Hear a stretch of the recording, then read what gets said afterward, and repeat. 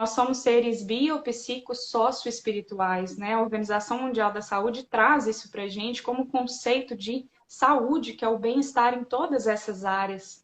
Então, é preciso observar também esse aspecto espiritual. Muito bem, então, o que que acontece conosco e quais são as mudanças na minha vida desde que eu encontrei o Zen budismo? Eu acho que eu comecei a me questionar sobre o que é vida, morte, o que que estamos fazendo aqui, o que é Deus. Minha mãe era uma mulher que eu considerei sempre muito inteligente, era uma pedagoga, e ela acreditava em Deus, e eu ficava pensando, mas que Deus é esse que ela acredita? O que significa isto? E essas perguntas estavam muito fortes em mim. Eu fui estudar em colégios de freira, mas eu questionava até a própria organização das escolas, porque eu passei a missa, que a gente ia todos os domingos, e na escola tinha às vezes missa de manhã, e eu questionava toda a liturgia e tudo o que estava acontecendo. E em um determinado momento eu falei para minha mãe, eu não vou mais à missa, porque eu não entendo, eu não acredito, eu acho que vocês estão falando de Jesus, mas vocês não se comportam como ele. Vocês falam do ensinamento maravilhoso, mas no dia a dia o comportamento não bate com isto. Então eu vou fazer minha procura, eu não acredito em mais nada e não quero saber. Eu acho que isso foi dos 13 aos 28 anos de idade. E foram 15 anos dizendo, não, não, mas a procura estava lá. E aí tem essa frase que eu gosto muito, que é a procura é o encontro e o encontro é a procura, que tem a ver com a medicina, com a ciência, não é?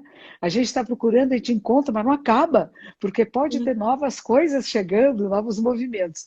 E o processo de autoconhecimento e de espiritualidade é semelhante.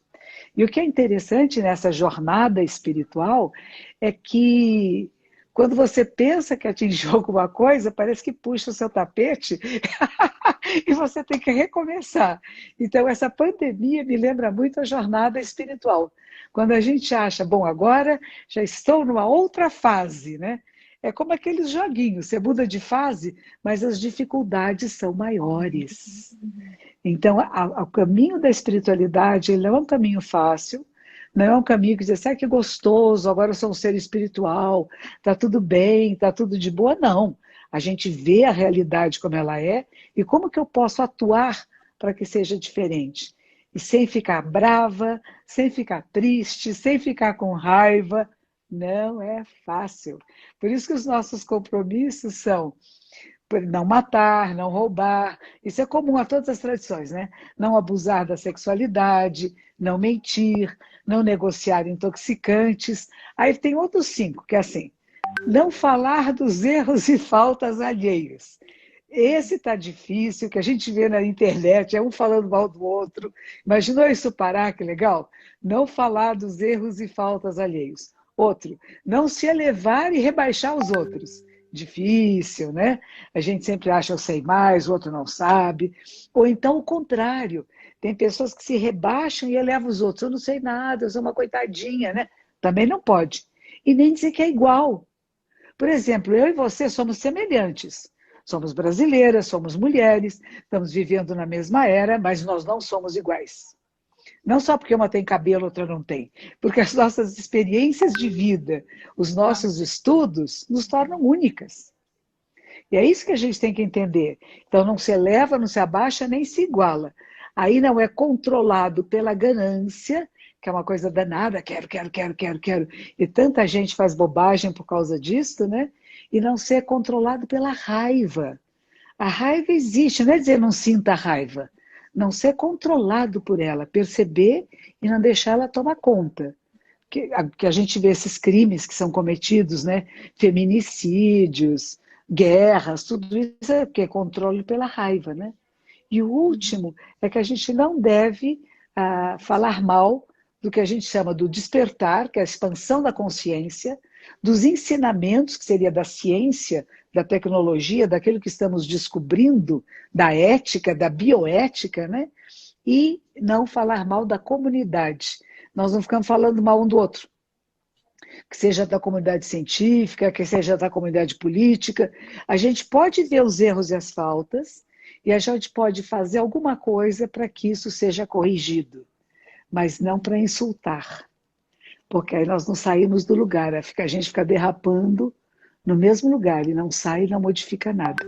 E o que você falou, eu gostei muito, porque às vezes eu digo para as pessoas que meditar é como se você fizesse musculação de neurônios. E você escolhe quais que você quer estimular, que não é da raiva, não é do rancor, não é da briga, não é do insulto, né? A gente pode escolher quais deles a gente quer estimular, não é isso? Lembra quando a gente falou sobre o cérebro reptiliano? Ah, Que isso, assim, conte de novo. Conte outra vez, adoro essa. eu amei, a senhora gostou bastante.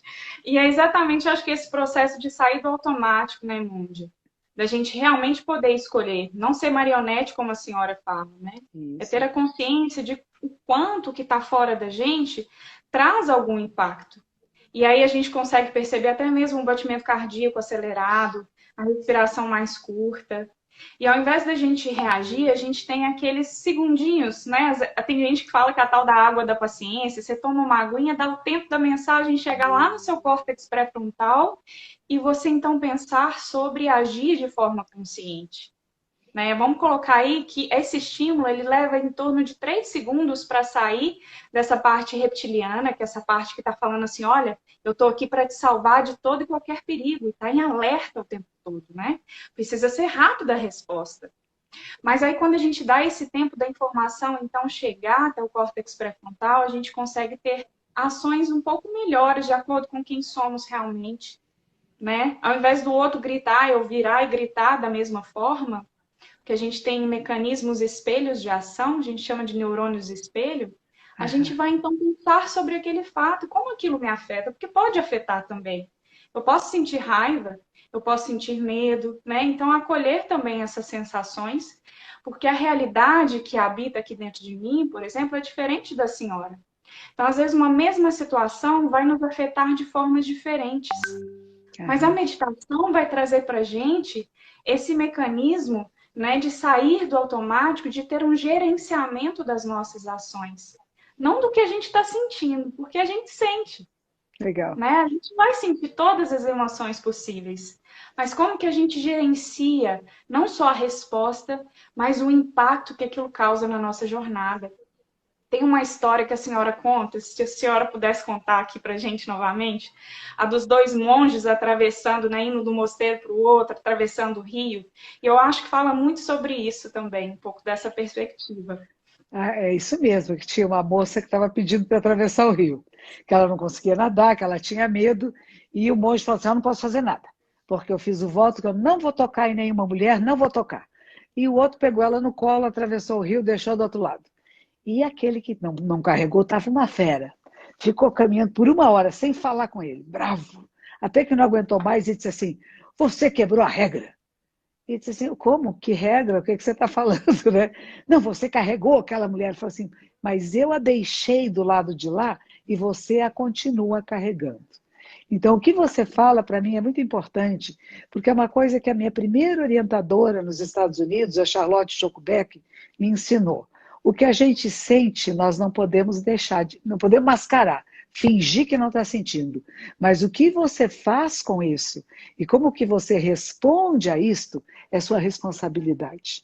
Então, como você falou, alguém grita comigo, a vontade é gritar de volta, mas eu posso não gritar de volta. Eu posso até falar mais baixo, porque aí eu vou trazer essa pessoa mais próxima de mim. Não é para desafiar o outro, pelo contrário, é quebrar esse círculo vicioso de briga, de raiva, de questionamentos, né? E a gente pode fazer isso. Tinha uma pessoa aqui perguntando uma coisa, que eu falei que vírus não é um organismo vivo, né? É um pedacinho, né? E a pessoa diz, como? Então vírus não é vida? Não, tudo é vida, né? Tudo que existe é vida-morte, simultaneamente se mexendo e movimentando. Mas o vírus, a gente diz que é o quê? É uma proteína, não é isso? Com uma cobertinha de gordura? Não é um organismo vivo, né? Qual é a Não é um diferença? organismo vivo, ele não possui células, né? Ou uma célula É. como a bactéria, por exemplo. Então, o vírus ele é constituído por uma cápsula proteica, como a senhora falou, e dentro dele pode ter o DNA ou o RNA, depende do vírus. Hum, Né? Por exemplo, do HIV, ele tem um RNA dentro, o coronavírus também é um RNA, mas nós temos outros vírus que possuem um DNA dentro. Então depende do tipo de vírus. Mas não é um ser vivo, a senhora falou certo. Né? Ele é envolvido por uma cápsula proteica, uma estrutura diferente. Viu só, gente? Porque estavam falando, porque uns dizem que é, outros que não é, não. Tudo que existe é o movimento da vida do planeta Terra, que é do sistema solar. Nós somos esses bichinhos aqui, que estamos pela força da gravidade grudados no planeta, que está girando em torno de si mesmo em 24 horas e 365 dias aproximadamente em volta do Sol. Não vai para trás. Não dá uma paradinha, porque a gente quer, né? Antes era melhor, não dá para ir para trás. Ah, eu queria passar logo daqui, queria ir lá para frente. Não dá para ir para frente. Temos que viver momento a momento. Mas é viver com plenitude, gente, e fazendo escolhas. Aí que é difícil, porque que nem ela falou, vai para o cérebro reptiliano, né? Que é um réptil. O pessoal até brincou, né? Quem tomasse vacina ia virar jacaré. Já somos jacaré, né? Já temos cérebro de jacaré. Não vai virar, já é. Mas aí, gente, não é só isso. É um dos aspectos, né? Me fale mais do cérebro do jacaré, do reptiliano e dos outros aspectos da mente. Fale, por favor. Tem uma estrutura que o pessoal acha também que é uma estrutura que não é tão bacana, né? Porque acaba ressaltando o aspecto negativo, às vezes, das coisas que a gente vivenciou, das nossas experiências. Eu até falei um pouquinho sobre ela, que chama amígdala, mas não é essa aqui. Né? A gente tem uma amígdala também aqui no nosso cérebro. E ela é realmente o nosso centro de alerta, sabe, Monge? Qualquer coisa que ameaça, nos traz algum desconforto de acordo com as nossas vivências, é aquilo que a gente falou, nós somos diferentes. Então, às vezes, uma pessoa fala mais alto comigo, de acordo com uma experiência que eu tive, aquilo vai me afetar de uma forma um pouco maior do que com a senhora, que às vezes a senhora vai ser tudo bem, né? Você consegue lidar com aquela situação de uma forma tranquila. Então, essa estrutura, ela vai ser acionada, porque dentro dela tem memórias que causaram um grande impacto. A maior parte delas, com certeza, né, que a gente se lembra, são memórias de que trazem um desconforto. A gente fala até que são memórias negativas, né? Mas nessa estrutura nós também temos as melhores memórias das nossas vidas, né? Memórias que nos trouxeram aí aquela conexão com a pessoa que a gente ama. Aqueles momentos de plenitude, como a senhora falou, às vezes em meio à natureza, né? Vivenciando realmente algo que foge do nosso centro. Eu acho que espiritualidade é isso, é quando a gente transpassa o nosso ser, né? É uma autotranscendência. E tá tudo ali dentro da mesma estrutura, a dualidade existe dentro daquela mesma estrutura. E aí eu acho que é importante a gente pensar, Monge, e falando como neurocientista, é o que eu quero cultivar dentro da minha mente. Se a minha mente fosse um grande jardim, o que eu gostaria de cultivar ali? É claro que tudo existe, tudo coexiste. A saúde e a doença coexistem. Né? A tristeza e a alegria coexistem. Mas o que eu posso dar força, né? Através dos estímulos? Será que eu quero ter uma vida mais saudável, mais feliz, mais tranquila? Então, quais estímulos eu poderia, então, estar trazendo, né, para a minha vida, para que o meu cérebro, então, faça essas conexões mais fortes? E, aos poucos, ele vai apagando aquelas que trazem, não apagando, mas deixando mais fracas, digamos assim, de uma forma mais leiga, né? Para que aquelas informações não sejam acionadas a toda hora. Então, é importante perceber que nós temos também o poder, né, de mudar as nossas vidas. E aí, só para finalizar, falando como geneticista também, meu mestrado foi em genética na USP, a gente percebe que a genética ela não é determinista, não é ela que determina as doenças, né? Claro que a gente tem um fator genético, mas nós temos um fator ambiental que está nas nossas mãos. É como a gente se alimenta, se a gente faz exercício físico ou não, se a gente faz essa limpeza mental através, né, de uma meditação ou de um momento ali que te traz uma maior conexão. Enfim, é perceber que nós temos também a capacidade de alterar na nossa realidade. Que bonito isso, tá vendo? É importante, porque a gente sempre fala a questão genética, né? Mas não é só. Dentro do budismo a gente fala de uma coisa chamada karma, que seriam causas e condições repetitivas, que é um pouco isso, talvez tenha a ver com a amígdala, né? E que você acaba repetindo as mesmas coisas por experiências anteriores. Só que existe um momento que você pode mudar isso. É difícil, não é fácil, mas é preciso a gente fazer um esforço para mudar. para transformar uma resposta que ficou automática, para a gente prestar atenção que não precisa ser essa história automática mais, que a gente pode mudar a resposta que dá ao mundo. Tem um pessoal pedindo assim, fala a história do samurai. A história do samurai é aquela história do céu e do inferno, lembra? Então diz assim, que está um samurai sentado embaixo de uma árvore descansando e passa o monge. O samurai vai provocar o monge.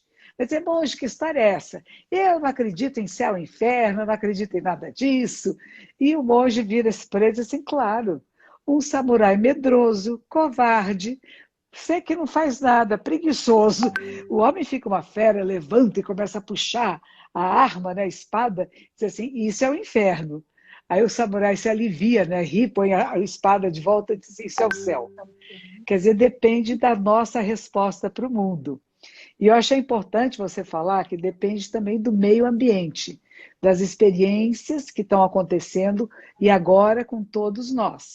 Nós todos estamos passando por uma pandemia, que eu digo que nós atravessamos a pandemia, ela nos atravessa, ela entra dentro de nós, ela entra no nosso cérebro, sim, ela faz modificações. Agora, nós podemos escolher o que fazer com isso.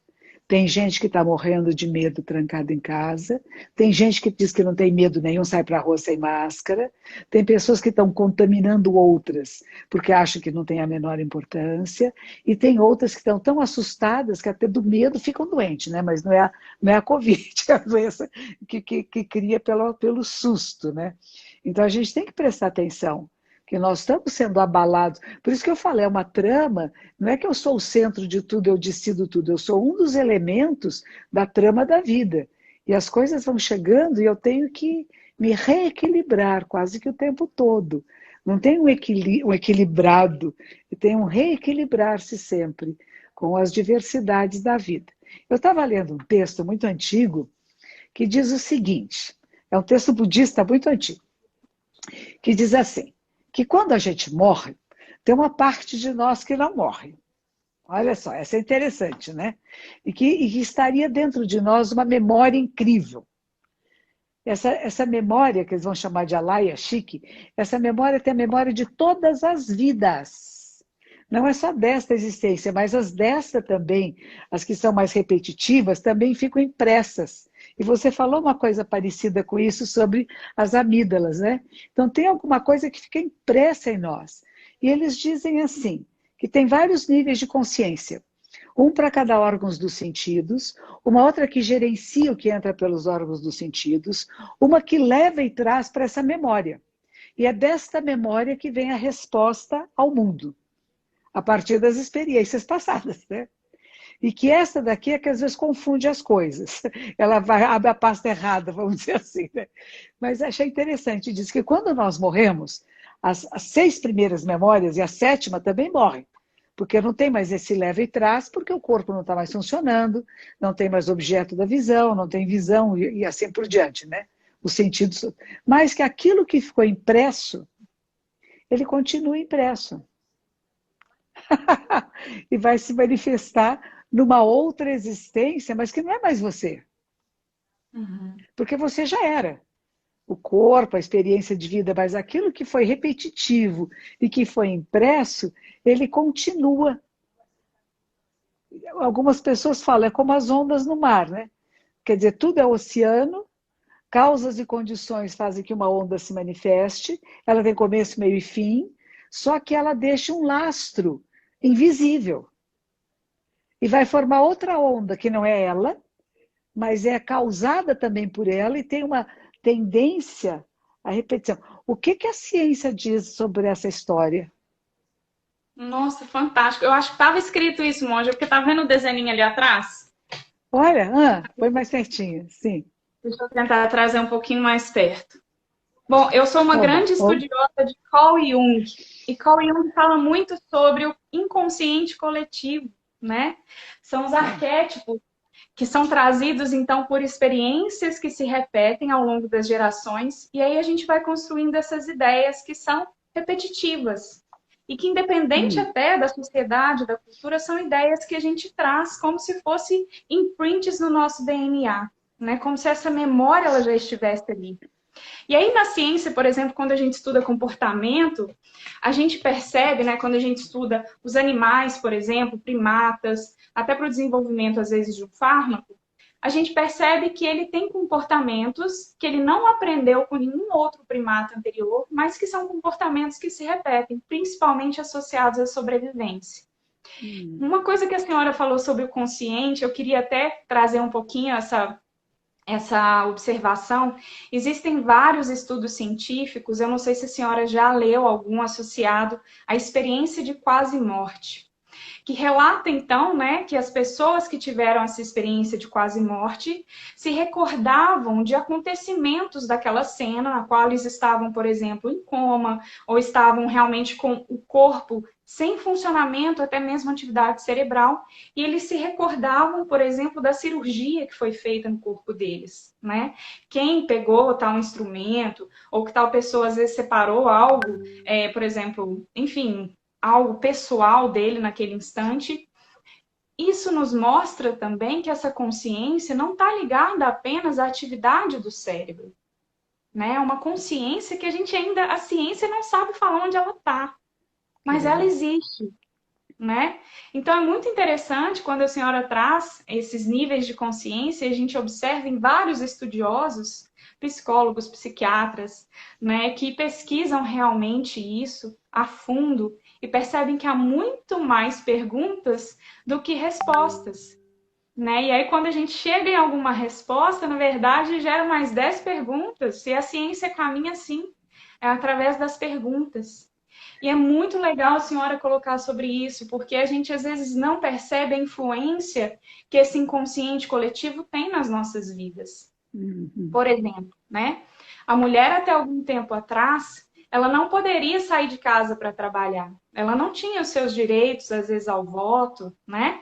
Ela tinha uma vida em casa ali, que seria só naquele âmbito particular, mas ela não tinha esse aspecto social. E aí, quando a mulher sai, então, para poder trabalhar fora de casa, às vezes ajudar no sustento, vem várias crenças associadas à questão da mulher, né? Não, o lugar da mulher é onde? É em casa. Então, a mulher hoje, às vezes, luta por ter igualdade em salários, por exemplo, também baseados em alguns conceitos aí anteriores dentro dessa estrutura social, né? E que a gente acha que às vezes não influencia, mas que influenciam diretamente em quem somos, como a gente age, principalmente se a gente está no estado automático, né? No estado ali que a gente não consegue perceber realmente quem somos. Por isso que a Não sei se eu meditação é importante. respondi tudo isso. Por isso que a meditação é importante, né? Para a gente sair do automático, né? Para a gente Exato. perceber o que estamos pensando, falando. Às vezes a gente está repetindo jargões. Eu escrevi até um livro que chama Verdade, e onde eu peguei várias dessas frases que a gente repete sem nem prestar atenção e a gente acaba acreditando. A gente vai repetindo a mesma coisa, e uma hora você acredita no que não é verdadeiro, né? Agora, achei interessante o quadro atrás de você. Mostra de novo, mostra. Esse aí é o inconsciente coletivo que o Jung falava, não é? Eu Isso aqui é o adoro modelo isso. de Piquet que ele fala, né? Então, a É, gente tem o inconsciente individual e coletivo, e a gente também tem o ego, por exemplo. A senhora fala muito do ego, né, Monja? sim. E as personas que a gente cria, as máscaras que a gente cria, até mesmo para a gente não mostrar aquilo que a gente mais teme das pessoas verem, é o que a gente chama de sombra. A gente fica tentando esconder aquilo que não é aceitável pela sociedade ou pelos nossos pais. E aí a gente cria máscaras, né? Máscaras que estão de acordo também com uma estrutura do próprio ego, é o que eu quero, o que, né? O que traz satisfação para mim. A senhora fala muito sobre isso, é muito interessante.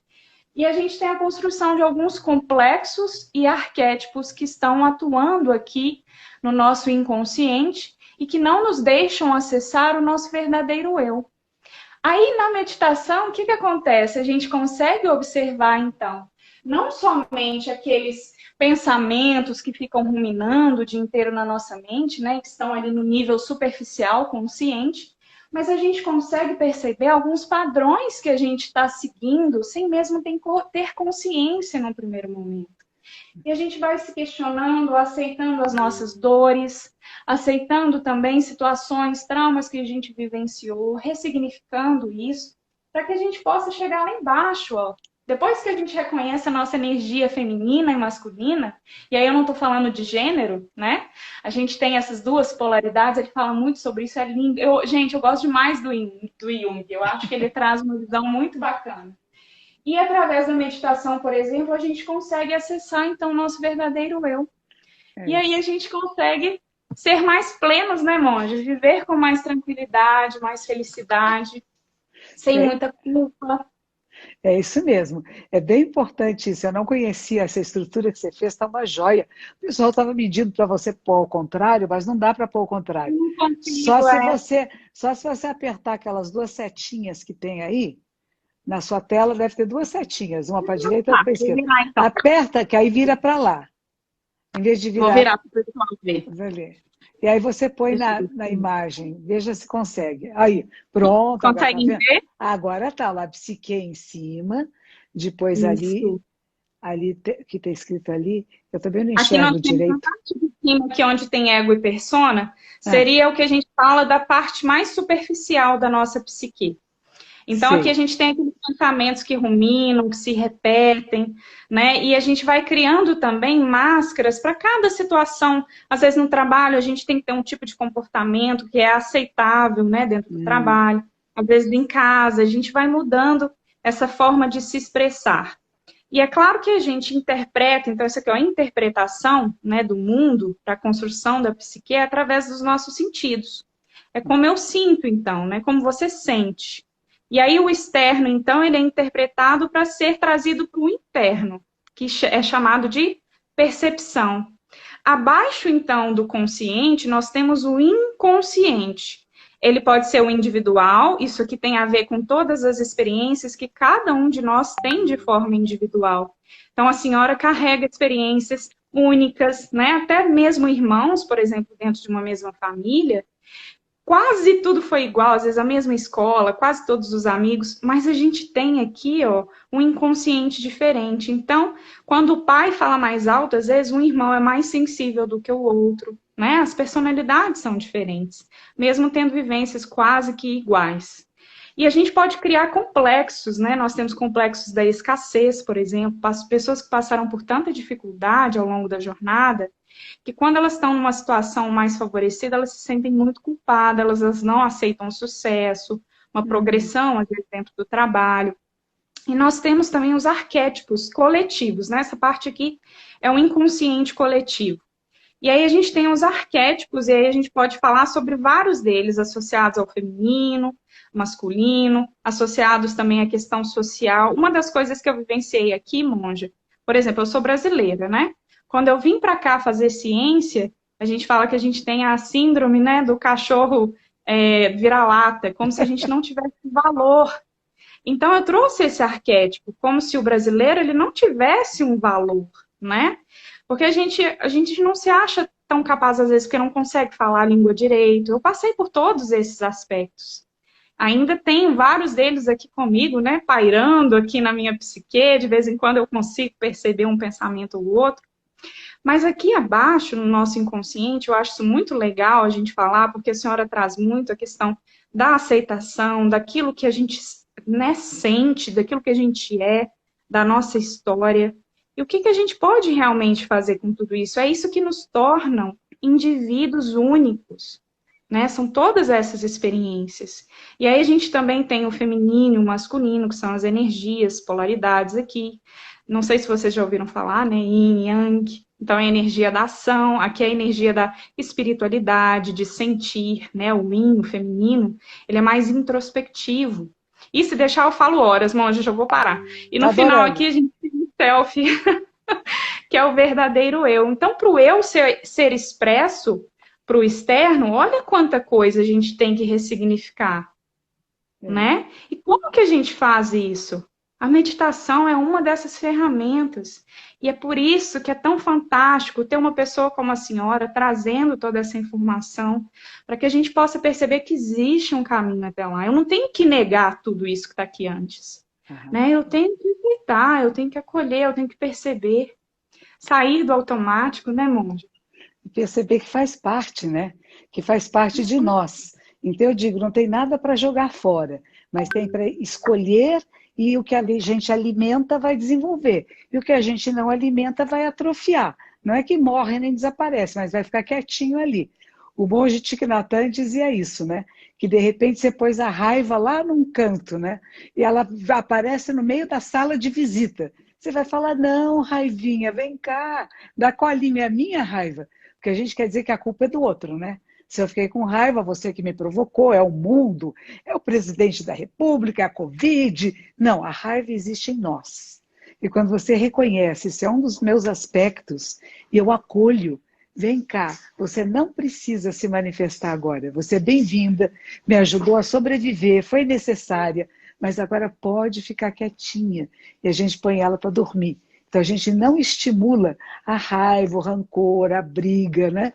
E podemos fazer essas escolhas. É difícil. O pessoal pensa que é fácil. Ah, fiz. Não.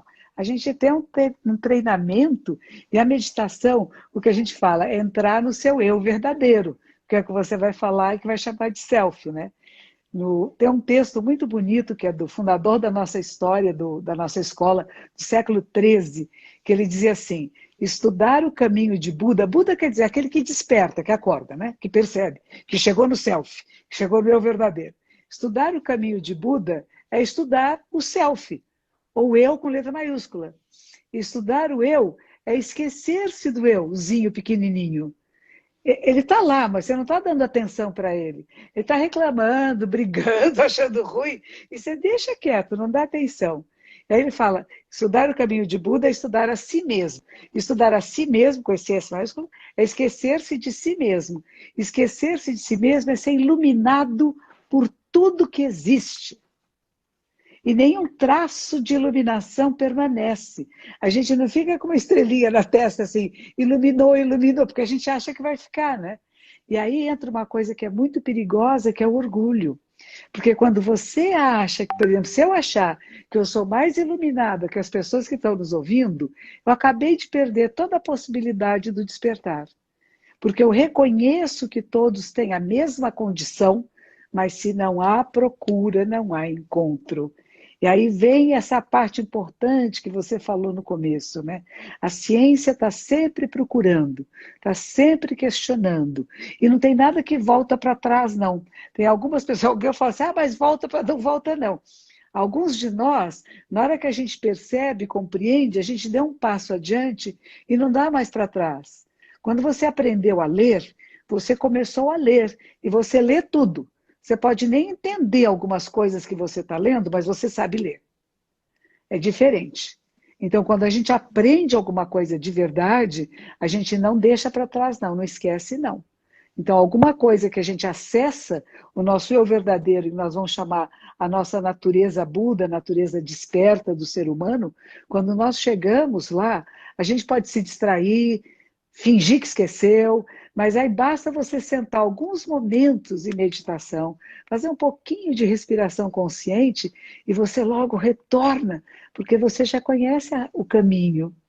E às vezes é um caminho difícil, como se fosse atravessar uma mata fechada. E você às vezes não tem muitos instrumentos para atravessar essa mata, por isso que a gente faz práticas em grupo, porque por isso que a gente encontra parceiros, parceiras, a gente encontra pessoas que já fizeram a jornada como guias. Se a gente vai numa mata que você não conhece, você precisa de um guia, para não ir para um lugar errado e achar que chegou lá. Uma vez eu fui subir o Monte Fuji, eu morava perto do Monte Fuji. E aí eu estava certa, era no meio da noite, sabe? Eu acordei e ouvi um barulho assim, pá, pá, pá, na janela. A janela estava aberta, tinha um barulhinho e tinha lua cheia, que nem tivemos essa semana, né? E aquele luar me banhou inteira. Eu falei, nossa, porque no Japão, quando o caixão de defunto, ele tem um preguinho dourado que fica aqui em cima do morto, né? Então, na hora que põe a tampa, a pessoa mais próxima da família vai com um martelinho de ouro também e bate nesse preguinho de ouro, tac, tac, tac, e depois é que fecha o caixão. E eu fiquei pensando assim, nossa, estão batendo no meu preguinho aqui, né? Acho que eu vou morrer. O que eu quero fazer antes de morrer? Quero subir o Monte Fuji. Pá! Aí fui de qualquer jeito, não me preparei para nada. Eu pus bota de lavar o chão, de plástico, pus uma capinha de chuva, eu tinha uma latinha de suco de tomate, tinha um pouquinho de damasco. Eu achei que aquilo era suficiente. Eu tinha um carro, eu fui até uma determinada plataforma que dava para ir de carro e comecei a andar a pé. E de repente, não aguentava mais, sentei e falei, acho que eu vou morrer. Mas está tão bonito aqui, se morrer aqui não tem importância. Nisso passaram umas crianças com o pai, com a mãe, eu falei, não vou morrer nada, vou embora. E fui. Por isso que eu falo, as outras pessoas nos influenciam. E de repente estava amanhecendo, eu cheguei numa plataforma, estava cheio de gente.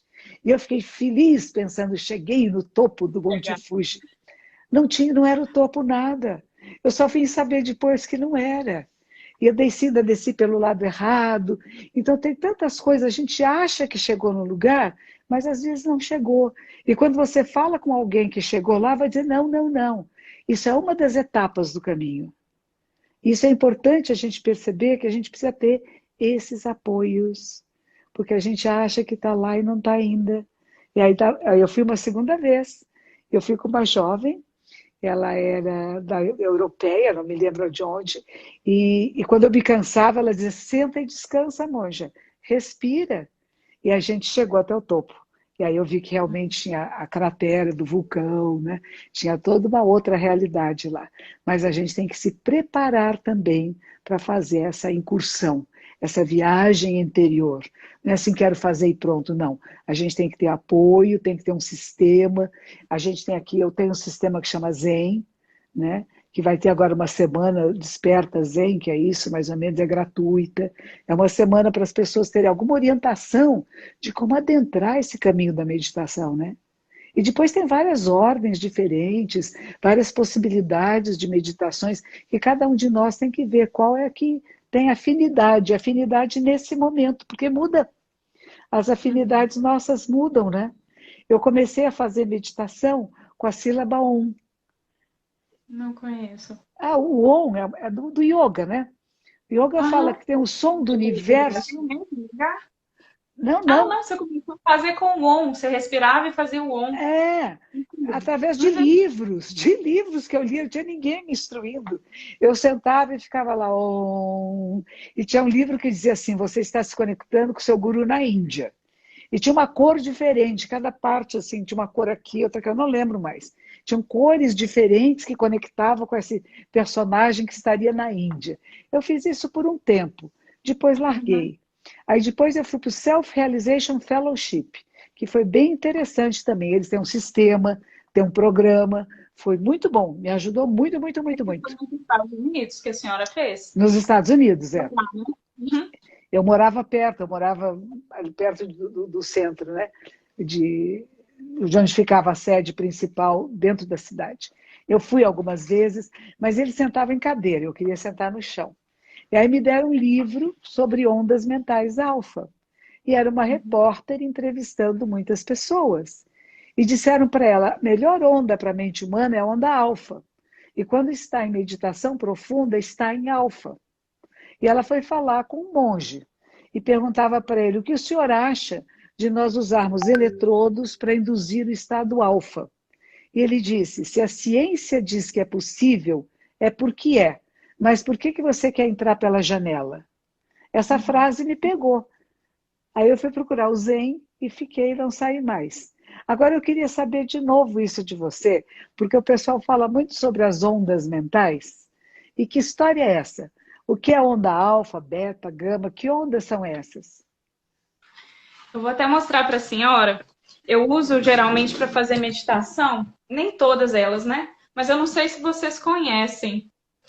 É um eletroencefalograma portátil, ou seja, eu consigo monitorar essas ondas. Olha que legal. Olha, Faz parte do nosso projeto, né? E daqui, de pesquisa até. E você utiliza, então, é tipo um arquinho, monge. É claro que tem um aplicativo que você conecta no celular. E aí você liga, né? Aqui dentro a gente tem eletrodos, tá vendo? Essas partes cinzas. sim. Nós temos aqui também próximo da orelha. E aí, quando você vai fazer a meditação, você coloca, então, esse arquinho, tá vendo? Ele pega desde o córtex pré-frontal, ele passa aqui para pegar também o lobo temporal, nessa região aqui atrás da orelha. Então, ele faz exatamente essa medição das ondas cerebrais, para ver se você está no estado ativo, né, de vigília, com o olho aberto, recebendo todos os estímulos. Então, a atividade cerebral está, ó, altíssima, né? Ou se você, então, está no estado de profundo relaxamento, que seria o sono, ou no estado meditativo, que é o estado intermediário. E aí, através da utilização desse aparelhinho, você consegue, então, perceber, por exemplo, teve um dia que eu meditei, eu cheguei em casa do trabalho, eu estava com várias coisas na cabeça, falei, eu, como cientista, né, eu quero meditar hoje usando esse hairband, que é esse arquinho, para ver como que vai ser a meditação, as ondas mentais da meditação. E aí eu até mandei para a Kerma, que é uma das alunas do programa que a gente faz de meditação, mandei para ela, olha, Kerma, como estavam as minhas ondas mentais hoje. Então eu fiquei minha meditação quase toda no estado ativo. E as ondas mentais, Monja, muito com amplitude muito alta e a frequência muito alta. Então, várias ondas. Ou seja, durante a prática de meditação, vários pensamentos chegaram e eu tentava me desapegar deles, né? Então, eles chegavam e eu me desapegava. Mas aquilo aconteceu a prática inteira. E aí eu fiz num outro dia também que eu tava, sabe aquele dia tranquilo, que eu tava assim, né? Tudo tava bom, tava seguindo o flow, o fluxo. E aí eu vi quão foi diferente uma prática da outra. É isso aí. Mesmo, né, dentro de uma meditação, a gente pode ter, então, essas perspectivas diferentes. As meditações, elas nunca vão ser iguais, É né? isso. A gente vai depender muito do que está vivendo naquele dia. Cada Então, dia é cada dia, cada momento é cada momento. É interessante você mostrar essa headband aqui, porque há pouco tempo atrás tem um praticante que está morando atualmente na Alemanha. E ele estava querendo fazer um projeto de levar a meditação para as periferias carentes. Olha a ideia dele, que ele ia levar esse headband, que é caro, e teria um lugarzinho, uma cabaninha, vamos dizer assim, em cada porta de comunidade mais pobre, cada favela. Então, teria uma casinha onde a pessoa entraria, ficaria alguns minutos, não sei quanto, usando o headband, e aí a pessoa ganhava, por exemplo, 1 quilo de arroz, 1 quilo de açúcar, querendo trocar isso para as pessoas aprenderem a meditar, para elas terem algum estímulo positivo de ver que é bom meditar. Em vez de ficar em briga, em confusão, em raiva, você encontrar um estado equilibrado de consciência, que, como você diz, não é muito ativo nem é sonolento. E a gente fala isso, não é cair no inconsciente, né? Que muitas pessoas começam a meditar e teve um que disse assim, eu fico com sono, eu fico com sono. Pois é, a gente tem um lugar chamado umbral, a gente no Zazen fala isso, né? Como se você chegasse no portal e você pode escolher. Ou você vai para níveis superiores de consciência, ou você vai para o inconsciente, você dorme. E aí a gente fala, abre mais os olhos, respira conscientemente para não dormir. Alguns dispõem água fria atrás da orelha, toma um chazinho, um café antes, nada, não tem problema nenhum tomar chá ou café dentro do Zen budismo. O importante é que esteja desperto, mas não super estimulado, como você falou. Porque super estimulado só fica pensando, né? Pulando, a gente fala que nem um macaquinho, de galho em galho. Então tem meios hábeis, porque antigamente não existia esses aparelhos agora. E as pessoas têm a tecnologia que podem ajudar. Quem não tem a tecnologia, quem não tem dinheirinho, pode também perceber através da sua respiração, dos seus olhos, né? Você vai percebendo. Agora, de novo, falaram, o que é onda alfa? Perguntaram de novo aí. Então, só completando, né, o raciocínio. Mesmo dentro da meditação, que a gente fala, então, que a gente vai ter essa diminuição da frequência, né? A amplitude das ondas mentais, ela vai chegar no nível de 3 Hz, então a gente vai ter essas ondas alfa. Mesmo quando a gente está meditando, pode ser que a gente vá ao estado ativo, né? A gente, então, vai ter essa variação. Então, a meditação em si, ela vai depender muito do que a gente está vivendo naquele dia. Mas só da gente fazer, Monja, só da gente fazer, então, né, esse aquietamento mental, chegar a essa frequência, o que acontece com o nosso corpo, né? Aí eu vou falar mais um pouquinho associado a estresse e ansiedade, tá, Monja? Que eu acho que é legal a gente perceber isso. Nós temos um ponto ótimo de atividade cerebral se a gente for pensar em performance, ou seja, dentro dos meus dias eu tenho que fazer várias atividades. Às vezes eu tenho que limpar minha casa, eu tenho que trabalhar, eu tenho que, enfim, né, fazer várias atividades diferentes. E muitas vezes eu estou super bem disposta, eu tenho uma alta performance, eu consigo fazer tudo que eu quero naquele dia.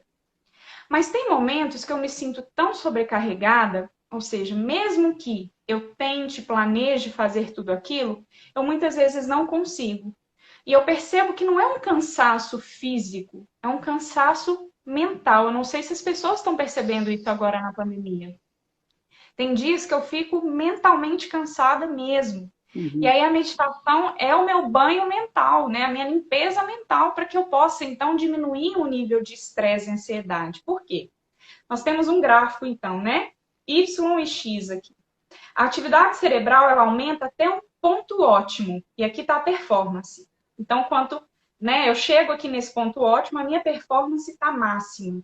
Depois desse ponto, o que, que acontece? O nível de estresse aumenta aqui no nível X e a atividade cerebral diminui e a performance também. Então, falando em atividade cerebral e estresse, aí vem mais essa importância da meditação. O que, que a meditação vai fazer? Nós vamos, então, diminuir o estresse e aí a atividade cerebral vai voltar para o ponto ótimo e nós vamos ter performance. Não necessariamente a atividade cerebral, ou seja, ondas, né, alfa, gama, beta, estão associadas a uma redução de estresse.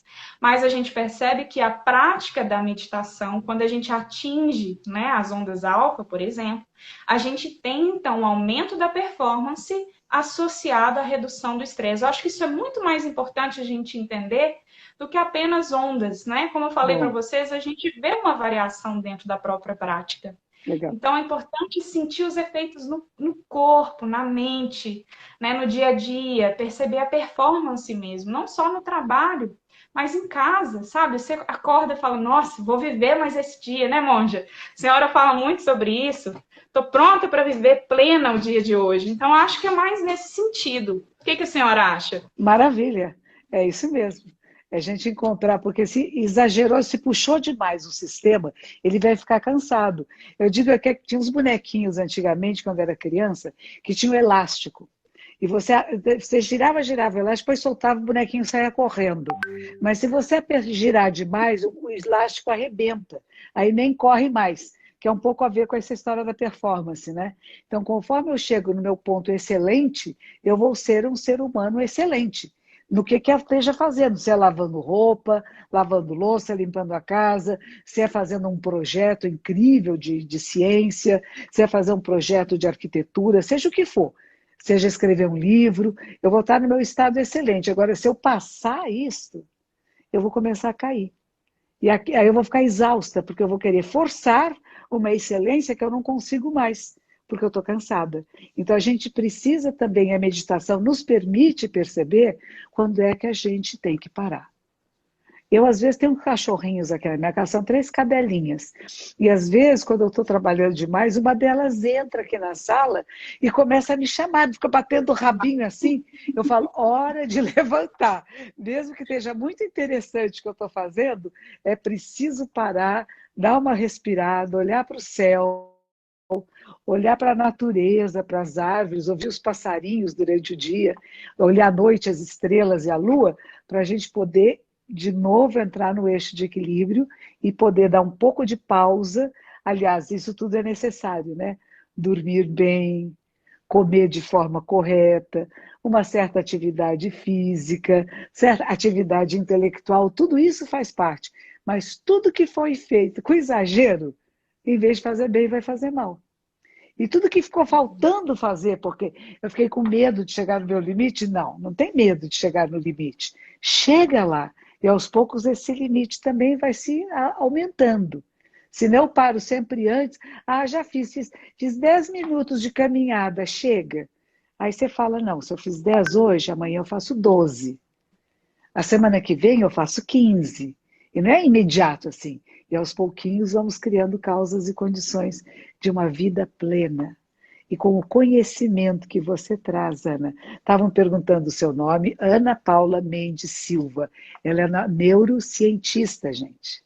Então, alguém perguntaram o que ela faz, quem ela é? Ela é uma neurocientista.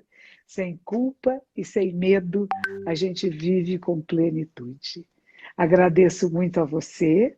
Agradeço muito conhecer que você está usando essa headband que eu tinha ouvido falar e que você pôde explicar. Eu tenho uma sobrinha também, que uma vez eu estava num evento, já uns 2, 3 anos atrás, e que ela estava dizendo às pessoas que elas podiam usar, ela estava fazendo parte de um grupo, né? Dizendo que você pode até controlar seu batimento cardíaco usando esse suporte da cabeça, né?